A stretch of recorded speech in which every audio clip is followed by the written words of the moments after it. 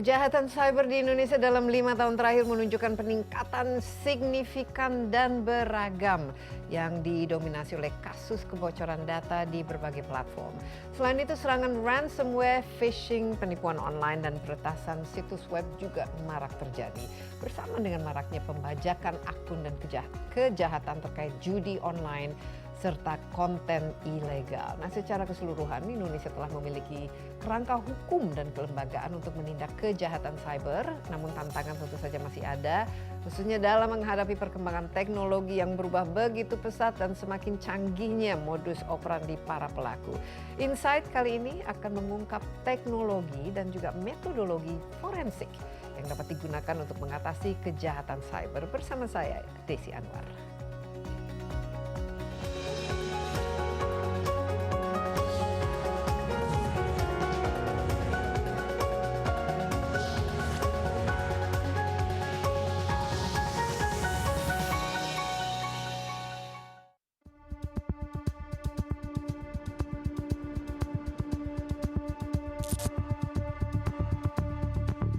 Digital forensik kini menjadi garda terdepan dalam memerangi kejahatan siber yang semakin kompleks dan beragam.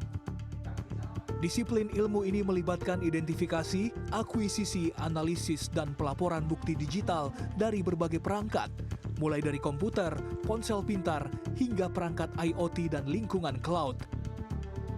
Dalam lanskap ancaman saat ini, digital forensik berperan krusial dalam mengungkap kasus ransomware yang melumpuhkan sistem, phishing, dan social engineering yang canggih, hingga penyebaran deepfake dan misinformasi yang merusak reputasi. Seiring dengan kemajuan teknologi, para pelaku kejahatan siber juga terus berinovasi, memanfaatkan kecerdasan buatan atau AI untuk serangan yang lebih personal dan otomatis, sehingga menciptakan tantangan baru bagi para ahli forensik dalam melacak jejak digital mereka.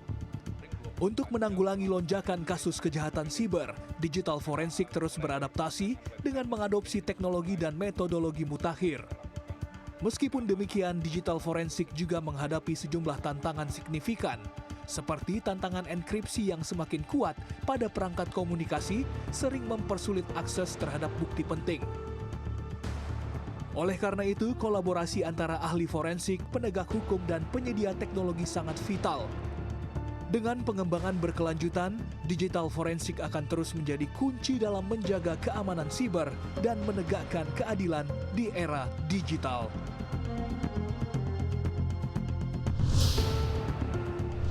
Ya, digital forensik adalah kunci utama dalam mengungkap kejahatan cyber. Nah, para ahli digital forensik berperan seperti detektif cyber yang bertugas mengidentifikasi, mengumpulkan, dan juga menganalisis, serta mempresentasikan bukti digital dari perangkat elektronik. Nah, untuk membahas lebih dalam mengenai peran digital forensik dalam mengungkap kejahatan cyber, saya sudah ditemani bersama ahli digital forensik, sudah tidak asing lagi bagi kita semua, Ruby Alamsyah. Apa kabar, Ruby? Baik, Sehat selalu. Alhamdulillah sehat. Ya, dan Ruby ini juga nggak banyak nih orang yang punya sertifikat forensik digital internasional, ya, dan katanya anggota International High Tech Crime Investigation Association juga. Sejak Jadi, 2008. Sejak 2008. Ya, Jadi betul. sebenarnya yang kita bicara kalau kasus-kasus digital itu pasti tidak ada sekat-sekatnya antar negara, lebih Betul. luas ya, karena dunia maya kan yang Betul sekali. menjadi cakupan.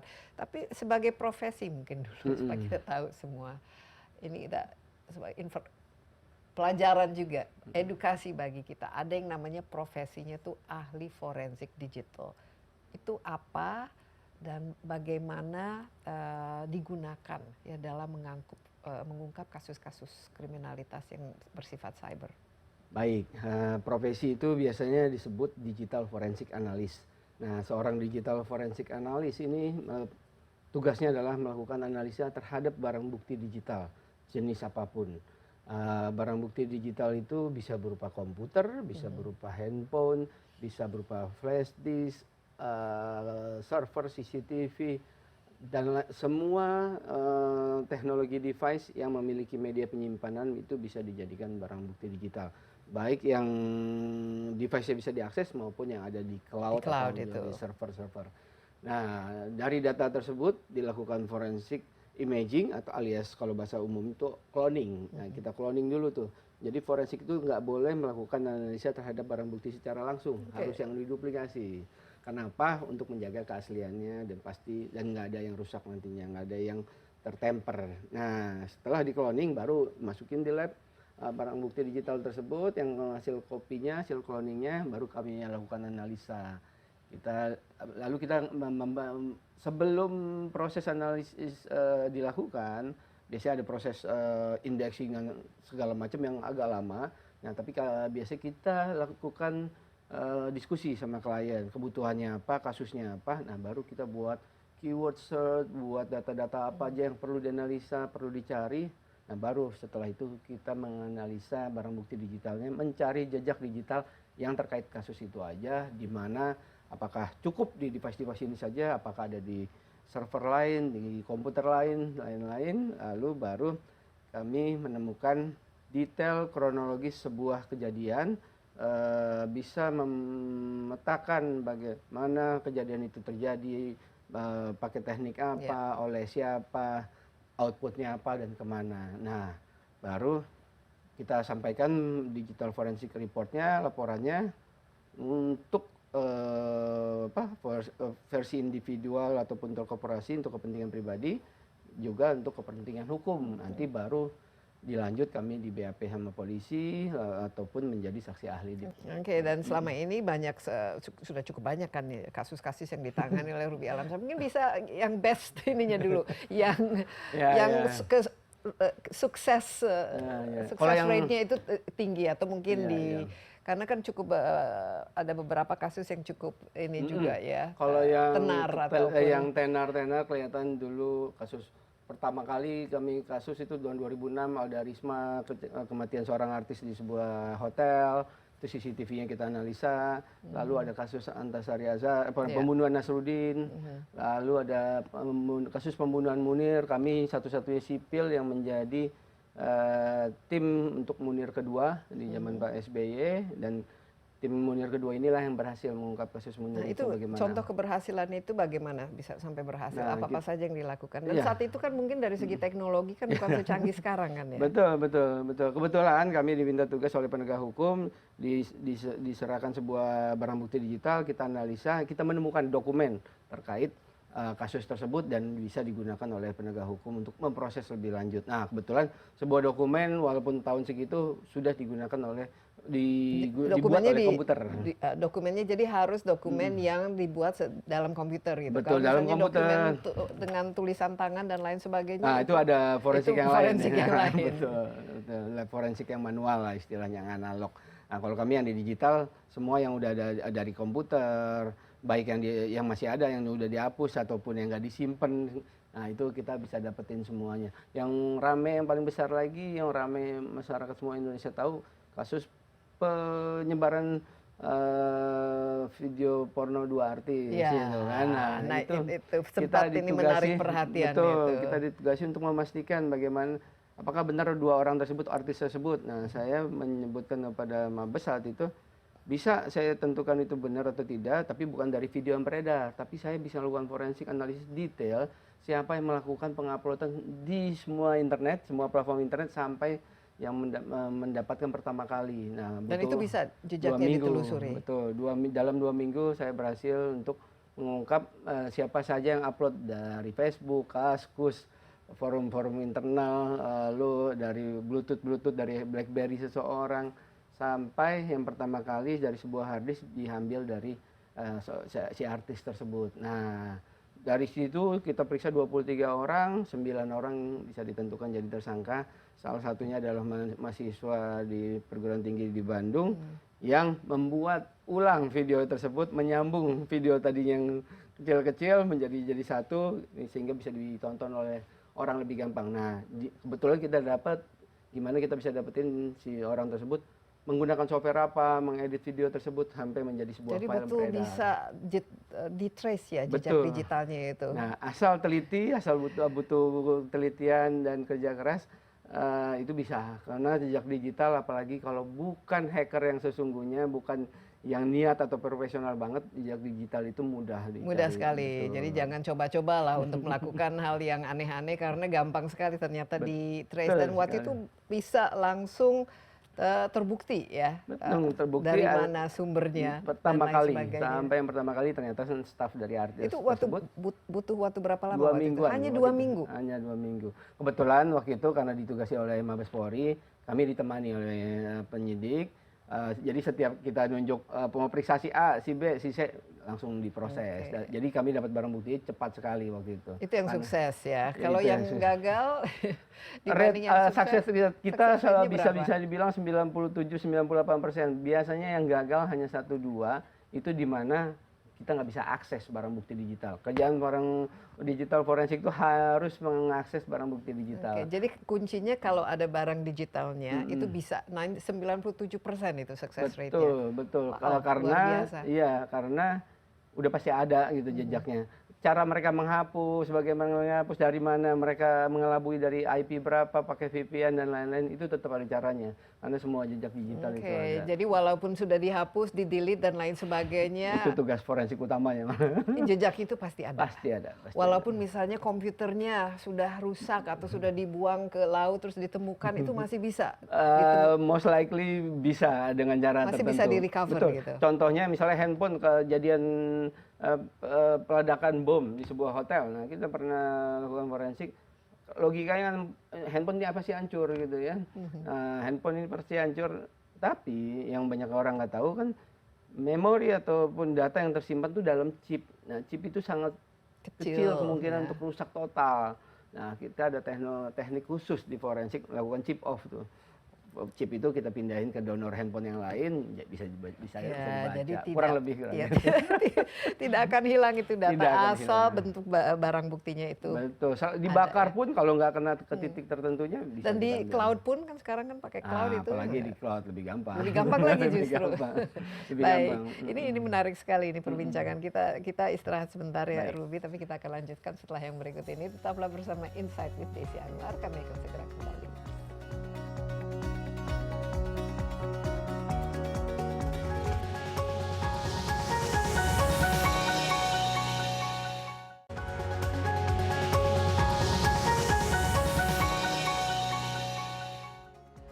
Kembali bersama Insight with Desi Anwar, saya masih bersama ahli digital forensik Ruby Alamsyah yang sudah menangani berbagai kasus yang dengan perhatian nasional waktu itu. Salah satunya adalah kasus Munir ya. Sukses waktu itu untuk menemukan, tapi sampai sekarang sebenarnya kan belum ada siapa the real criminal behind it. Ya. Tapi persisnya yang ditemukan waktu itu sebagai bukti itu apa? Ya sebenarnya udah Menjadi, ada di supaya ingat-ingat kembali ini karena ini sudah cukup lama itu kasus. Yang kita temukan adalah dokumen dari sebuah instansi kepada korporasi BUMN, untuk merujuk tertentu lah. Nah, intinya dokumen tersebut ada di sebuah komputer, harddisknya kebetulan diberikan ke kami. Nah, kita lakukan forensik live langsung di sebuah hotel tertentu di Jakarta Selatan, dan kita forensik hari itu juga nggak sampai 2 jam kita bisa mendapatkan data tersebut. Lalu bisa diproses sama polisi ya. Dan itu dijadikan barang bukti ya. Betul sekali. Dan itu dijadikan barang bukti secara sah ya? Secara sah, karena kita lakukan digital forensiknya secara saintifik dan secara hukum yang sah. Dan kebetulan udah ada undang-undang ITE di mana di pasal 6 itu disebutkan barang bukti digital bisa sah sebagai barang bukti yang sah digunakan di pengadilan. Iya. Asal caranya dengan tepat. Gitu. Oke, udah berapa kali Ruby menjadi saksi ahli di pengadilan?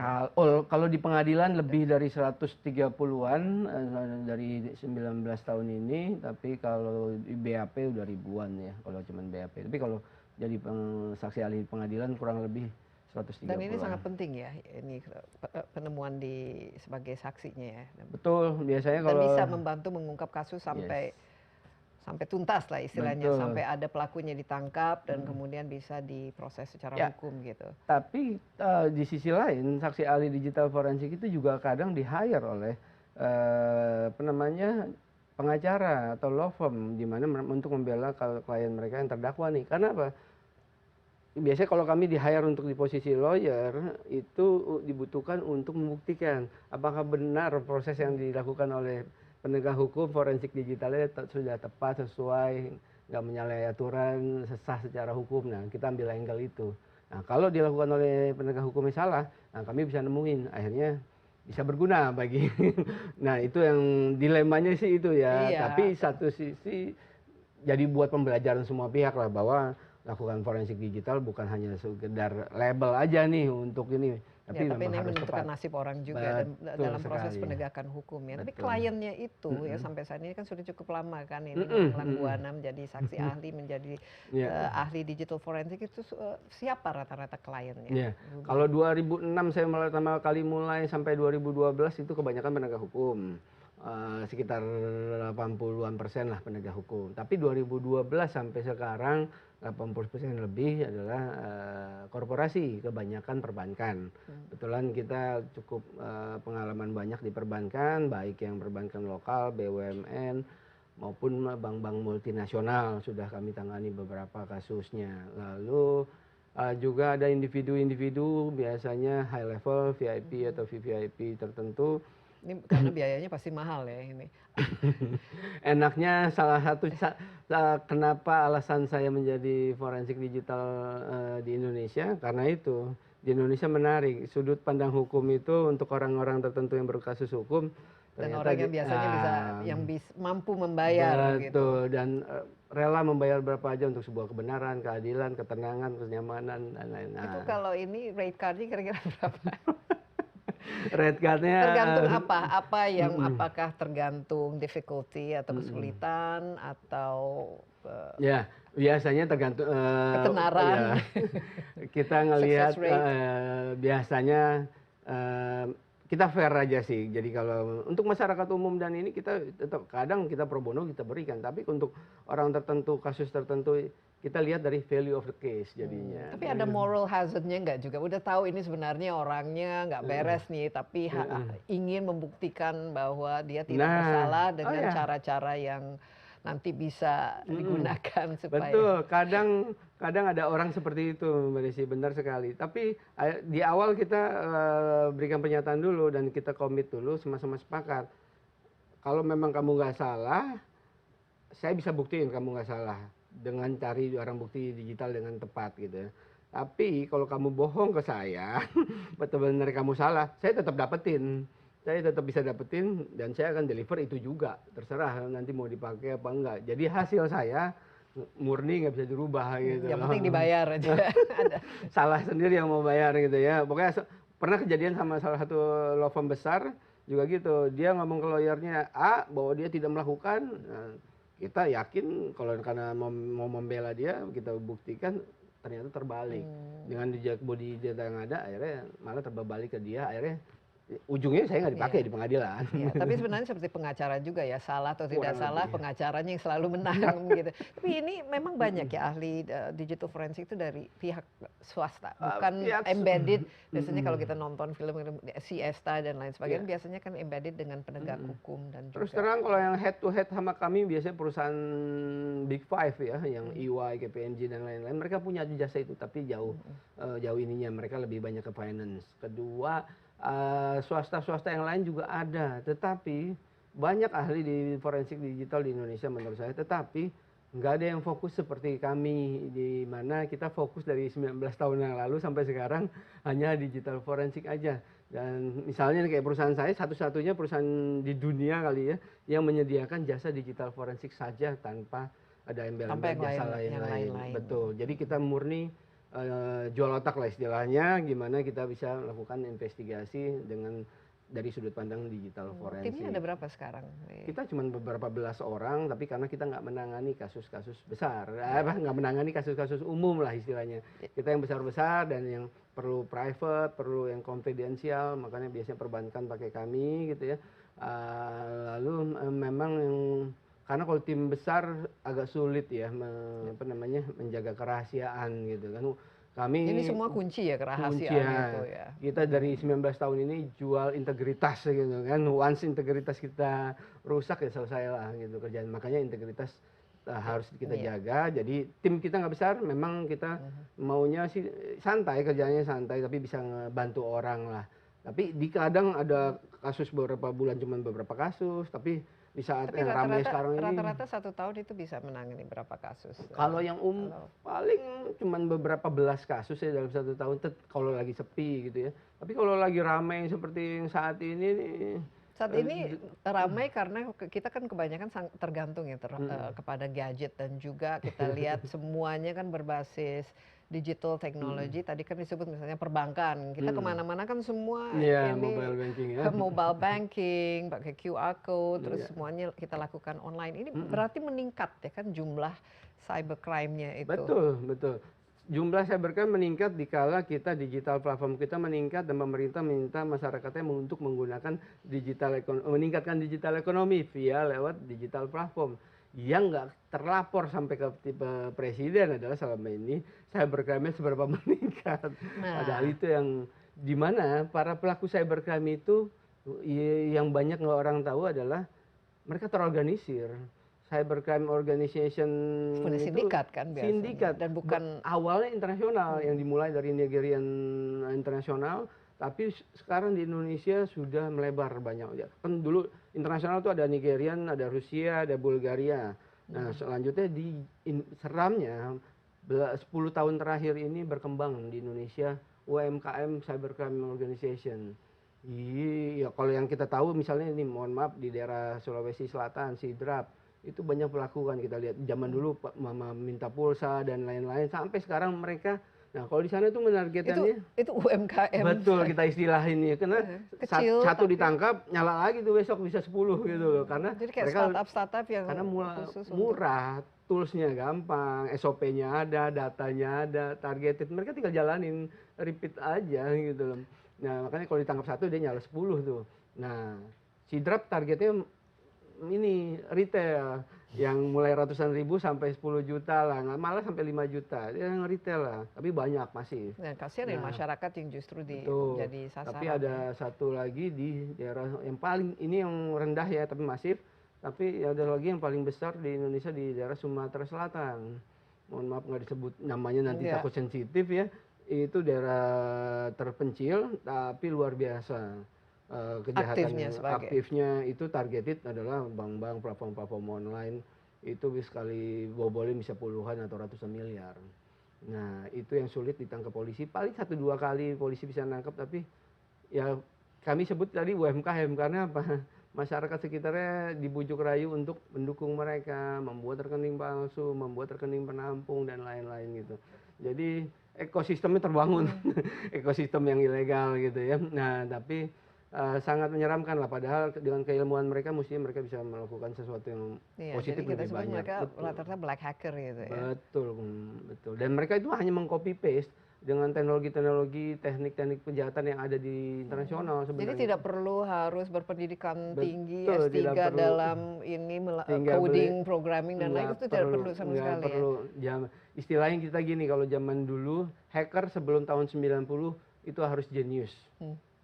90 atau 2000 ke sini nggak perlu jenius untuk jadi hacker karena semuanya resource udah ada di internet gitu, semuanya tersedia. Kalau zaman dulu nggak how to hack. Betul. Apalagi sekarang ada AI kan tinggal menggunakan lebih gampang lagi. Wow, menyeramkan sekali ya. Kita istirahat sebentar, tapi ini topik yang sangat-sangat menarik dan sangat relevan karena ketergantungan kita terhadap gadget, terhadap teknologi itu begitu tinggi, dan juga kita melihat begitu banyak kasus-kasus penipuan, fraud, dan juga judi online dan lain sebagainya. Ini sesuatu yang menurut saya itu harus lebih banyak lagi orang-orang yang membantu ya mengungkap, apalagi siapa-siapa, dan kalau bisa ya dibawa ke ranah hukum dan ya tapi susah kalau satu dimatikan tumbuh 1000 ya. Kita masih bersama Insight with Desi Anwar, tetaplah bersama kami.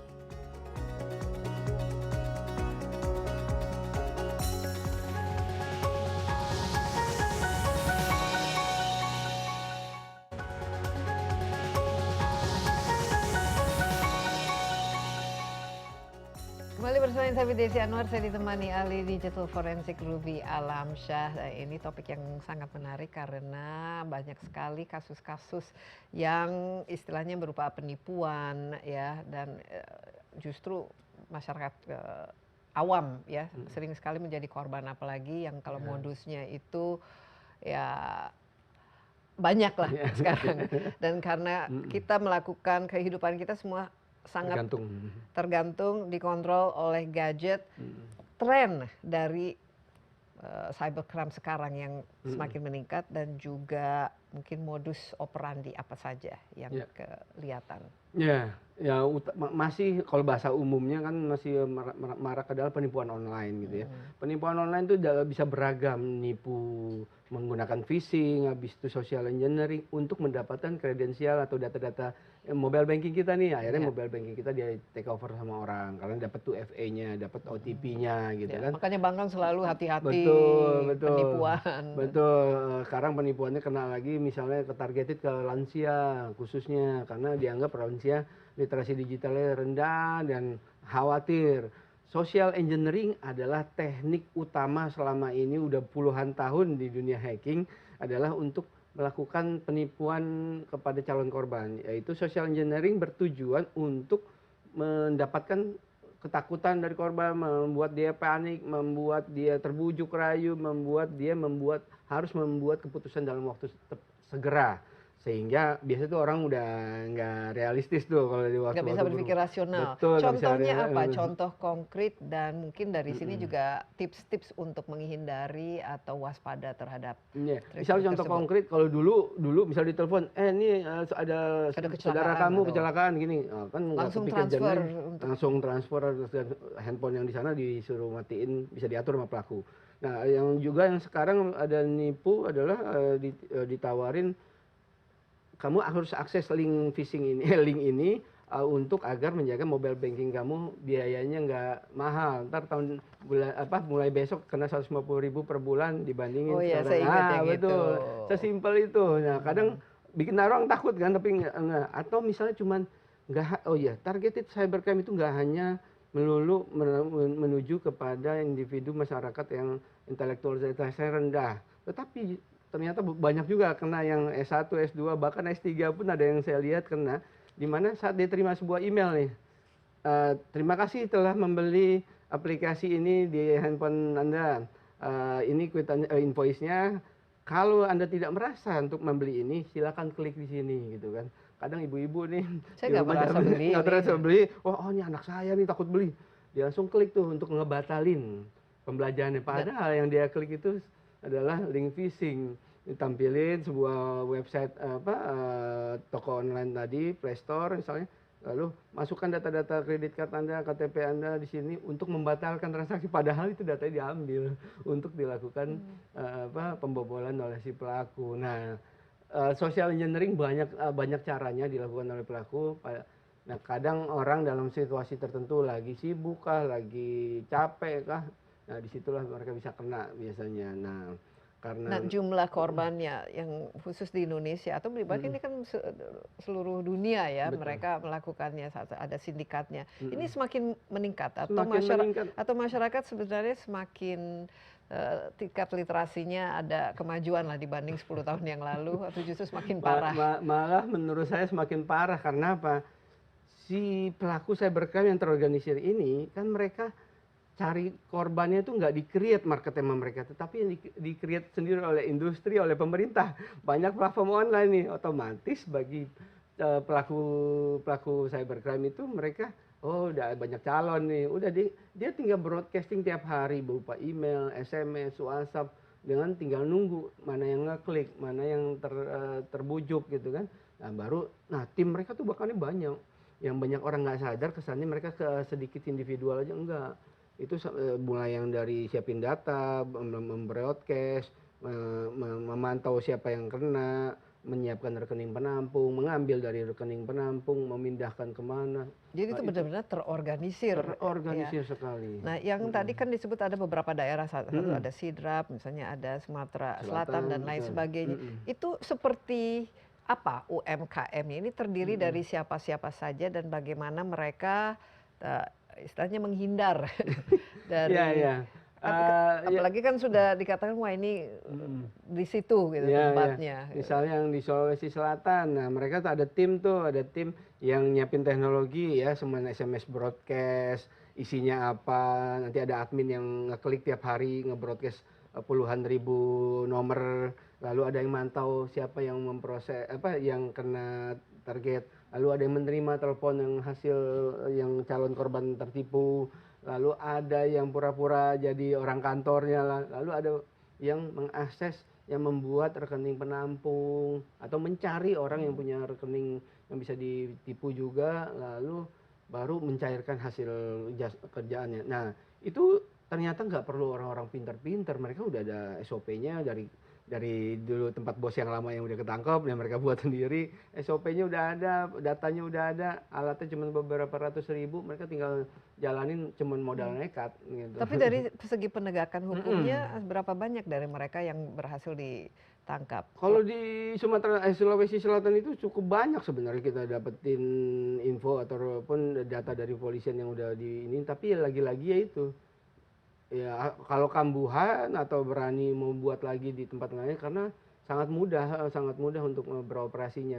Jadi misalnya ditangkap 100, ya bisa berkembang jadi 500, bisa jadi 1000, tergantung kenekatan orang-orang sekitar saja gitu. Lalu kalau yang di Sumatera Selatan ini memang luar biasa besar, sampai teknologinya, tekniknya, dan kecanggihannya itu memang mereka nomor satu lah bisa dibilang ini. Dan itu menjadi momok bagi perbankan dan perusahaan telekomunikasi di Indonesia. Iya, dan apakah mereka memang berhasil ditindaklanjuti, mereka dimasukin penjara dan lain sebagainya, atau bagaimana tuh biasanya orang-orang ini?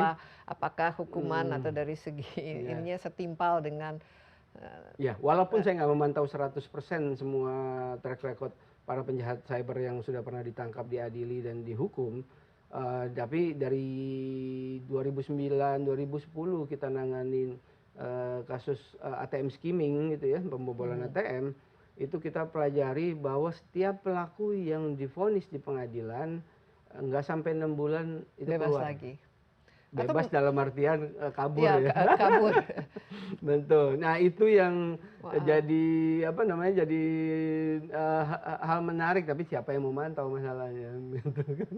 Iya, dan kasus ini kan sering sekali terjadi. Sering sekali dan serem sih. Ya karena mereka punya uang kan, si pelaku ini punya uang untuk segala macam lah ya. Kita nggak menuduh ngapa-ngapain, tapi itu kan yang terjadi. Kan kasihan sekarang, apalagi kalau ini retail ya, jadi mungkin dari segi jumlah uangnya mungkin tidak terlalu besar dibanding dengan misalnya kasus korupsi yang ada di negeri ini, tapi karena jumlah yang ditipunya itu begitu banyak, sehingga ini menjadi sesuatu yang masif. Baik itu sebenarnya tadi kalau dibilang masifnya bisa mulai dari ratusan ribu, jutaan, puluhan juta, ratusan juta, tetapi seremnya nggak hanya tadi yang saya sebut, nggak orang intelektualitas yang rendah. Ada kejadian satu orang perempuan cuman umur 20-an gitu ya, pernah ketipu dengan investasi online bodong itu 38 miliar hanya dalam 1 minggu. Betul sekali, itu serem di Indonesia dan jadinya. itu nggak pernah ditangkap, Dan nggak keungkap ya, dan hilang begitu saja. Dan hilang begitu aja. Dan kebanyakan kalau yang besar-besar itu lempar uangnya langsung lari ke kripto, yang which is lebih sulit yang nggak untuk bisa di-trace sama sekali. Itu cuman compare dari yang 500.000 sampai 1 juta. Ada yang 38 miliar cuma 1 minggu saja. Kita istirahat kembali, tapi ini kripto ini menarik ya. Apakah kalau memang sudah masuk kripto, jejak digitalnya juga semakin sulit untuk dilacak ya. Tetaplah bersama Insight with Desi Anwar, kami akan segera kembali.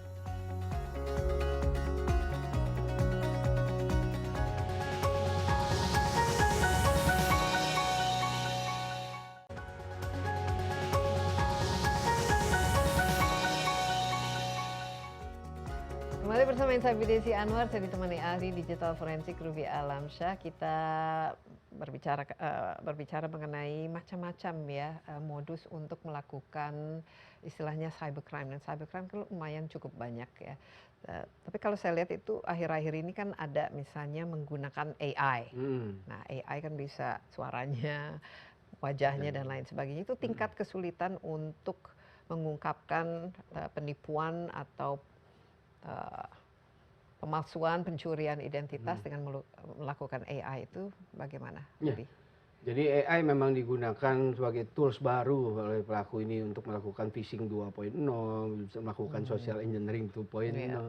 Karena dengan adanya AI mereka bisa jauh lebih targeted dan lebih personalize dapat gitu kan, sehingga kesannya korban oh memang saya nih gitu kan, memang mengarah ke saya, memang inian banget. Nah, kalau bagi korban AI memang akan menjadikan cukup dampak yang lebih besar dan meningkatkan probabilitas keberhasilan si para pelaku cybercrime.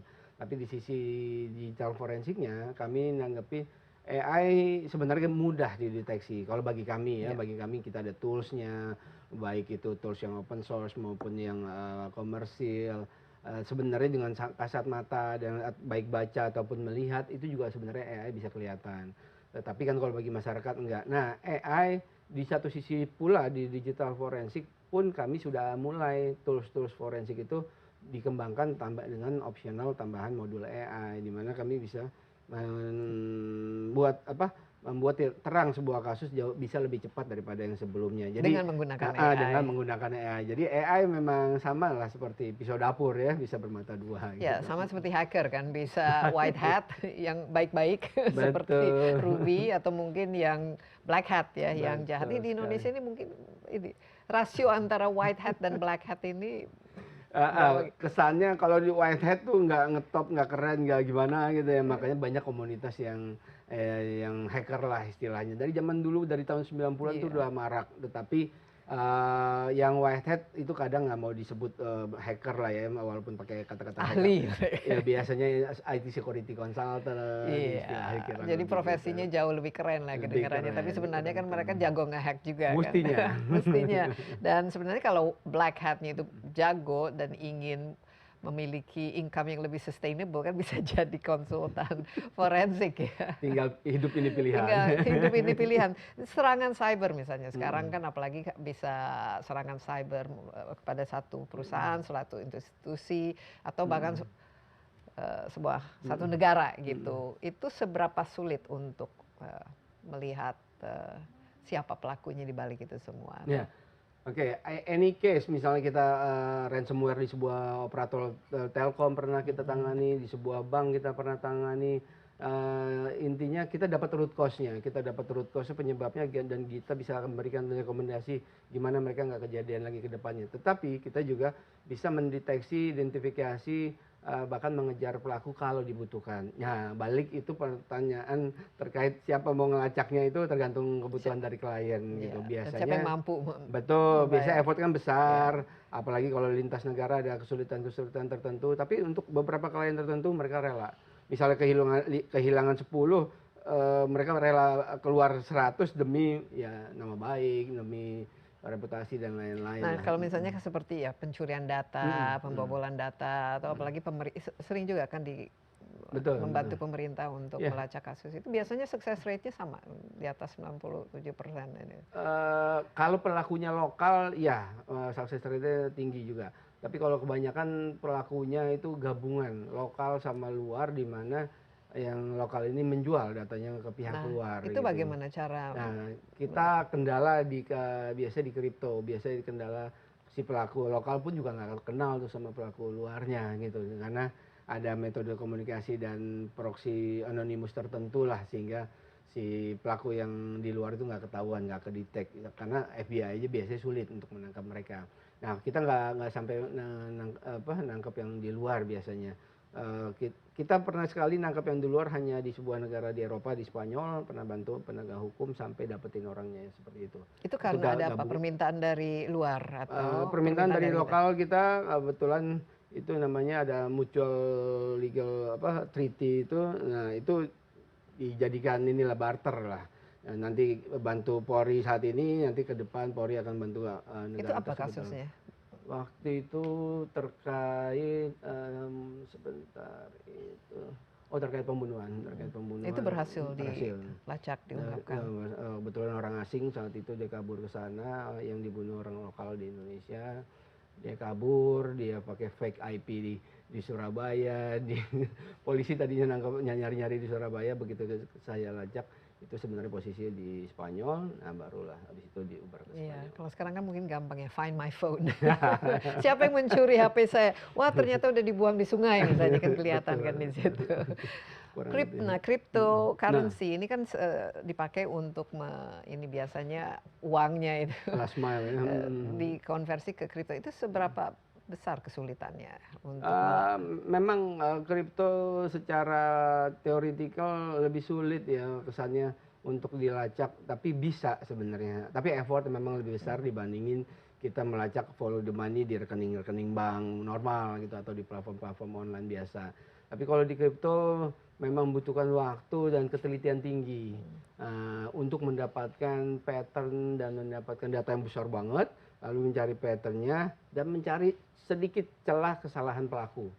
Keywordnya biasanya di kripto di situ. Nah kalau pelaku ada lakukan kesalahan sedikit, misalnya dia ngelempar ke ada satu titik, misalnya ini dia ngelemparnya panjang itu mestinya. Nah di satu titik dia misalnya transfer ke keluarganya gitu.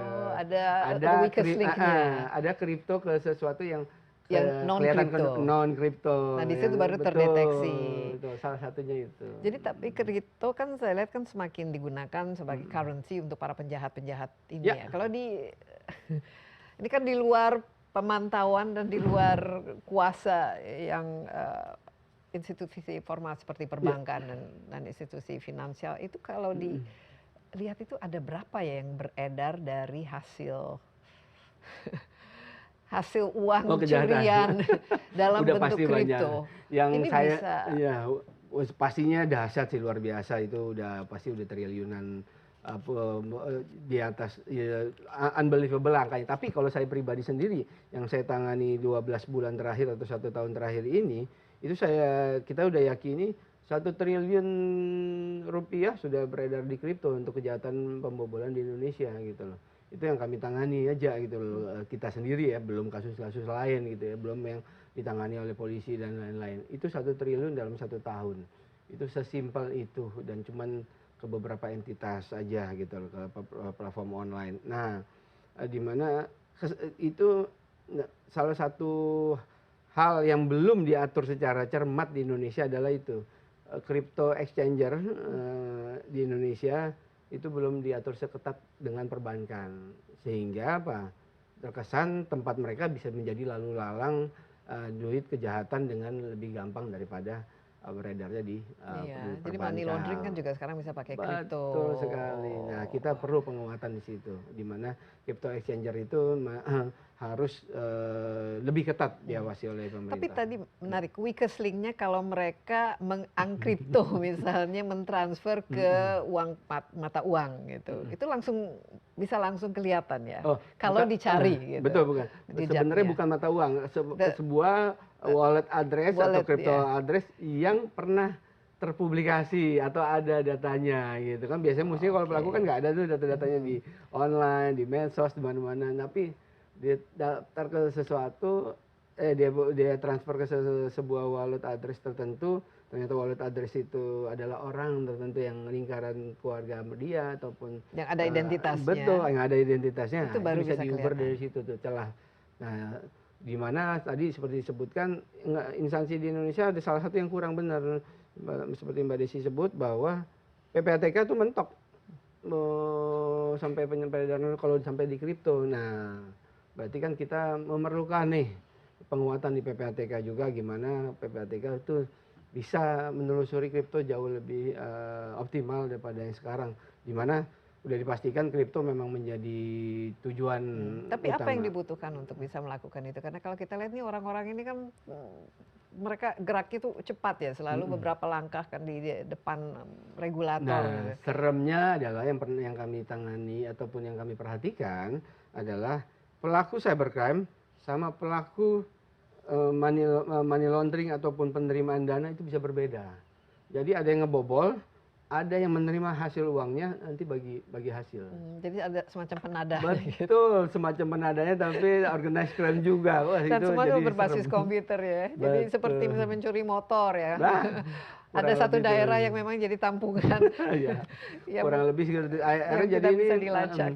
crypto as a service jadinya. Jadi money mule as a service, rekening penampung sebagai apa namanya, jasa yang mereka jual. Jadi gitu. kalau Ruby sendiri terima ininya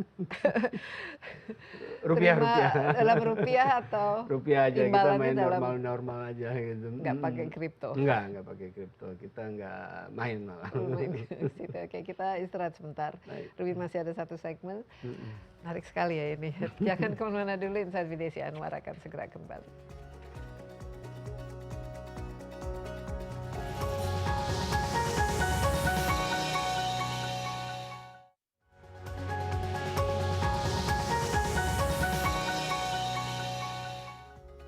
Insight with Desi Anwar ditemani ahli digital forensik Ruby Alamsyah. Ini segmen terakhir ini, nanti perlu saya rasa ada tipsnya ini bagaimana untuk mewaspadai, menghindari dari kemungkinan ditipu, dan kita lihat juga sering apalagi bank-bank ya, pastikan bahwa Anda menjaga privasi, jangan memberikan PIN, OTP dan lain sebagainya, tapi masih saja itu terjadi ya.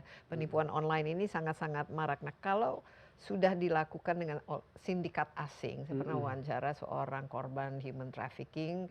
Dia pikir dia mendapat pekerjaan di Thailand waktu itu sebagai sales atau apa, ternyata diculik, dibawa ke tengah hutan di Myanmar, dan di situ dia harus membuat semacam personality profile baru yang tujuannya untuk menipu orang gitu. Nah, ini di hutan belantara di Myanmar misalnya contohnya, seberapa sulit, apa tantangan itu sebenarnya apa untuk tantangannya itu benar-benar real cybercrime yang terorganisir yang besar, itu besar, dan bandara juga besar itu, plus internet yang mereka gunakan sekarang banyak dukungan dari, mohon maaf ya, si SpaceX akhirnya disalahgunakan. Punyanya Elon Musk itu bisa internet di mana aja, makanya di hutan pun orang bisa melakukan kejahatan cyber. Nah, pakai ini Leo. Betul. Nah, sehingga akhirnya si pelaku itu kesannya merasa anonimitas mereka itu cukup tinggi, makanya mereka berani dan aksinya cuma di daerah terpencil, lakukan itu ke tim operator atau tim staff yang terbatas dan orang-orang yang dalam tekanan kayak gitu kan, alias jaga nih biar nggak kabur, biar rahasia dan diberikan target. Nah, kita biasanya ngelacaknya pertama dari IP address mereka, biasanya pakai operator-operator tertentu, lalu dari jejak-jejak digital mereka yang lain, pakai AI mereka lah, medsos yang mereka gunakan lah. Nah, kita telusuri semuanya. Juga kadang kita mendapatkan feed tertentu dari para korban, baik korban yang secara langsung menjadi korban kerugian uangnya maupun korban yang menjadi human trafficking tadi itu ada bocoran-bocorannya kalau dia bisa mengakses akun asli dia gitu. Nah, dia biasa suka mengontak dengan orang-orang tertentu. Nah, itu baru kita bisa lacak lebih. Tapi harus ada kerjasama antar negara untuk itu kan? Iya, pastinya itu. Kita biasanya ngebantu itu sampai ke Polri. Polri itu nanti ada sama-sama Interpol. Nanti misalnya dapat di sana, nah, itu ada hubungan kerjasama sama antar penegak hukum untuk mendapatkan orang-orang. Tapi Ruby sendiri optimis nggak bisa dibubarkan lah istilahnya? Karena selama ini saya lihat justru semakin lama semakin marak ya, dan sindikasinya semakin melebar jaringannya. Ya, that's why, betul. Saya sih saya pesimis kalau itu bisa dimatikan secara total ya. Namanya juga ini kejahatan cyber yang kesannya orang lebih gampang, lebih mudah, lebih sedikit orangnya, nggak perlu pintar, modal nggak terlalu banyak. Nah, akhirnya tetap tumbuh terus-terusan karena ya marketnya, calon korbannya itu juga luar biasa besar karena pertumbuhan industri online yang lebih besar juga. Nah, makanya saya pribadi akhirnya punya pikiran waktu itu kita nge-launching sebuah tools online buat masyarakat untuk menghindari ini. Daripada itu nggak tutup-tutup, kita membuat Indonesia Cybercrime Combat Center, tools IC4 yang bisa di-download di aplikasi di handphone kita. Itu masyarakat dengan mudah nanti copy paste apapun apa namanya? IC4. Indonesia Cybercrime Combat Center. Dan ini berupa aplikasi yang bisa berupa aplikasi yang disupport oleh Komdigi sama BSSN, waktu launchingnya kita disupport oleh mereka. Nah, itu masyarakat tuh tinggal copy paste apapun tuh, sebuah link. Ini phishing apa enggak ya? Copy paste saja sebuah informasi penawaran tertentu atau ancaman tertentu itu benar apa enggak, itu dari pelaku kejahatan apa enggak, itu copy paste ke tempat kita, platform online kita tadi, masyarakat bisa lebih cepat identifikasi dan menghindari diri. Lalu bisa ngecek sebuah nomor rekening, sebuah nomor handphone itu pernah digunakan untuk penipuan apa tidak gitu. Cukup lengkap sebenarnya. IC4 ya. Iya, IC4. Nah, ada websitenya ic4.id atau bisa download di handphone di iOS maupun Android. Dan ini sudah banyak penggunanya, sudah banyak Sudah yang ribuan, aware. sudah ribuan, walaupun ya kita organik ya, kita nggak main iklan-iklan seperti apa, tetapi intinya itu salah satu cara untuk kita masyarakat menghindari menjadi korban. Simple daripada nutupin para pelaku itu sulit dan mereka terus berkembang, mendingan kita jaga diri sendiri nih di masyarakat. Di mana tools itu sangat mudah dan murah. Sekarang malah kita gratisin, cuma ada iklan aja. Nah di situ masyarakat bisa, ya memang harus sedikit aktif ya, copy paste apapun yang mereka mau tanya ataupun, dan mereka bisa juga lapor. Kadang kendala salah satu kenapa maraknya cybercrime meningkat di Indonesia karena yang korban itu banyak yang nggak mau lapor kan, ya cuman hilang segini, ntar lapor sini butuh waktu, butuh Ya, ini segala bahkan macam. justru nanti biayanya yang keluar lebih besar lagi kalau melapor. Gitu. Betul, itu yang dilakukan oleh organisasi cyber yang di Sulawesi tadi. Dengan kayak begini, mereka kan retail, Males terus ya, resikonya kecil, makanya yang lapor juga males. Tapi kalau dilaporin ke kita, di platform kita dilaporin, kita kumpulin, kita biasanya berikan kepada Komdiji yang sebagai PPNS di Indonesia, itu bisa kita proses. Dan sehingga masa Indonesia pemerintah aware, ini segini banyak loh sebenarnya, nggak 1-2 orang. Oke, sekarang tipsnya, tips supaya tidak mudah kena ya ditipu dan juga bagaimana mengenal, ini kan masyarakat awam. Tadi disebut social engineering. Nah, bagaimana bisa mendeteksi wah ini sekarang sedang dilakukan social engineering. Itu caranya. Intinya pertama nih kita ya mesti dilatih ya jadinya ya. Mesti dilatih bahwa kita mendengar informasi apapun, baik yang baik maupun yang buruk, apalagi termasuk iming-iming, kita tuh harus berpikir yang rasional. Jangan mudah panik, jangan mudah senang, tetap rasional. Apakah ini too good to be true kah, gitu kah? Apakah ini informasi bohong kah, gitu kan? Kalau bisa di mindsetin, ini bohong dulu. Ini bohong sebelum saya bisa buktikan ini benar gitu. Jadi mindsetnya harus curiga dulu. Harus curiga dulu karena penipuannya lebih besar, apalagi sudah menargetkan sesuatu yang berhubungan dengan ekonomi kita, mobile banking lah, email kita lah, handphone kita. Itu udah harus hati-hati. Nah, jadi pertama kita harus jangan panik, pikir rasional. Kedua, mastiin ulang siapa yang nelpon kita, siapa yang memberikan informasi kita, itu siapa. Bagaimana kita bisa memverifikasi bahwa itu informasinya benar. Kalau kita bawa dengan tenang, tetapi orang tersebut tetap melakukan approach yang agresif dan menakut-nakuti lebih, udah dipastikan bahwa itu penipu. Kalau yang benar pastinya nggak akan melakukan itu, karena teknik social engineering memang akan nge-push sampai to the maximum limit di mana si korban nanti harus percaya sama dia. Nah, kita harus sabar, kita tenang, lama-lama ketahuan kok. Karena di Indonesia gampang panik dan gampang terayu. Banyakan masyarakatnya akhirnya dua hal itulah yang menjadi titik masuk si para pelaku. Nah, kedua, gunakanlah tools atau tanya teman-teman yang mengerti hal-hal seperti ini dengan tepat, atau gunakan tools-tools tertentu sehingga kita bisa mendeteksi dini nih bahwa oh ini pesan ini adalah pesan penipuan. Oh bahwa ini sebuah link ini link phishing. Oh bahwa APK yang dikasih ini ternyata APK ada malware-nya gitu. Nah ada tool seperti IC4 tadi itu bisa mendeteksi itu semua itu dengan mudah. Lalu pastikan kita laporin setiap kita misal terjadi kasus menjadi korban cybercrime, kita lapor agar apa, penegak hukum tahu, pemerintah tahu, sehingga lapornya itu lewat mana selain lewat IC4? Selain IC4 itu ada bisa lapor ke Komdiji, ada aduan Komdiji ya, lalu ada polisi sibernya Polri. Jadi 3 platform itu bisa membantu masyarakat. Nah kadang apalagi juga di OJK saat ini juga ada tim satgas yang menerima laporan penipuan-penipuan di mana punyanya OJK kebetulan karena mereka yang berwenang, mereka bisa sampai nge-freeze rekening. Nah, kalau kita laporin dengan lengkap cepat. Tapi ya kalau ada dari laporan beberapa triliun yang bobol, mereka bisa recover beberapa 100 sampai 200 miliar gitu loh. Nah, walaupun nggak tinggi tapi kan lumayan untuk masyarakat. Iya. Nah, kalau menjaga data pribadi, rahasia pribadi itu penting kan sekarang ya. Nah, betul. Tadi yang kurang adalah sebenarnya data leak, kebocoran data kita selama ini digunakan tambahan OSIN ke media sosial kita, itu menjadi data yang digunakan oleh pelaku untuk approach kita spear phishing. Spear phishing itu phishing yang targeted ke Ruby Alamsyah, ke Desi Anwar, spesifik itu, sehingga dengan data-data yang ada di media sosial kita sama data leak yang beredar. Oh Ruby, kamu lahir tanggal segini, orang tua ini, kesannya dari rumah sakit beneran misalnya gitu kan.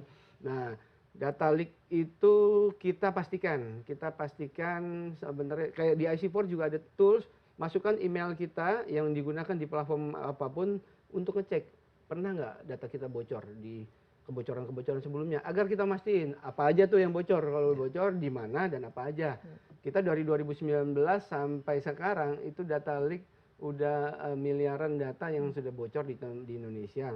Salah satunya kan yang BPJS Kesehatan itu hampir 270-an juta data.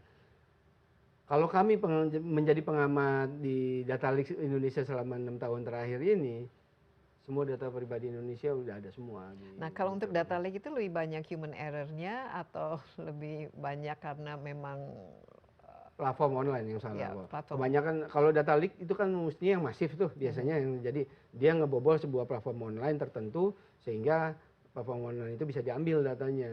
Nah, tapi kalau misalnya karena passwordnya terlalu gampang atau memberikan itu kan sesimpel begitu. Sesimpel kan? itu harus balik lagi ke individu kita. Dan kalau password kita gampang tapi platform online-nya memperbolehkan, itu biasanya udah masih kesalahan platform online, di mana sekarang platform online itu bisa ngecek dan mesti memberitahu user, password kamu kegampangan nggak boleh ya.